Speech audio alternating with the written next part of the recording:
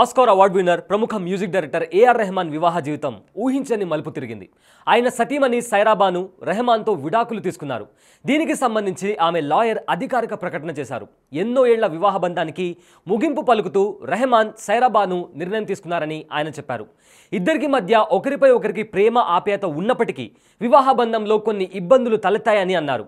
వీటిని అధిగమించలేని పరిస్థితుల్లో విడాకులు తీసుకున్నారని తెలిపారు. అయితే వాటిని అధిగమించలేని పరిస్థితుల్లో విడాకులు తీసుకున్నారని తెలిపారు. ఏఆర్ రెహమాన్ కూడా విడాకులపై స్పందించారు.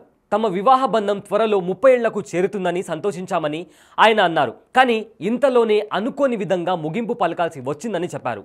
పగిలిన ముక్కలు మళ్లీ యథావిధంగా అతుక్కోలేవని ఆయన చెప్పుకొచ్చారు.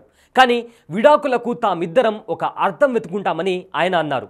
జీవితంలో ప్రజెంట్ అత్యంత కఠినమైన పరిస్థితుల్లో ఉన్నామని చెప్పారు. అయితే ఇలాంటి టైంలో స్నేహితులు ఇంకా సన్నిహితులు తమని అర్థం చేసుకుంటారని ఆయన చెప్పడం జరిగింది. సైరా ఏఆర్ రెహమాన్ పెళ్లి 1995లో చెన్నైలో జరిగింది. అంటే వారి వివాహ బంధానికి 29 ఏళ్లు నిండాయి. ఇక వీరికి ఖతీజా, రహిమా, అమినా అని 3 పిల్లలున్నారు. 29 ఏళ్ల తర్వాత వీరు విడిపోతున్నట్లు ప్రకటించడంతో అభిమానులు ఆశ్చర్యానికి గురయ్యారు.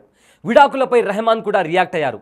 అనుకోని విధంగా తమ వైవాహిక జీవితానికి ముగింపు పలకాల్సి వచ్చిందని, ఇలాంటి కఠిన పరిస్థితుల్లో స్నేహితులు తమ పర్సనల్ ప్రైవసీని అర్థం చేసుకుంటారని భావిస్తున్నట్లు ఆయన పోస్ట్ చేశారు.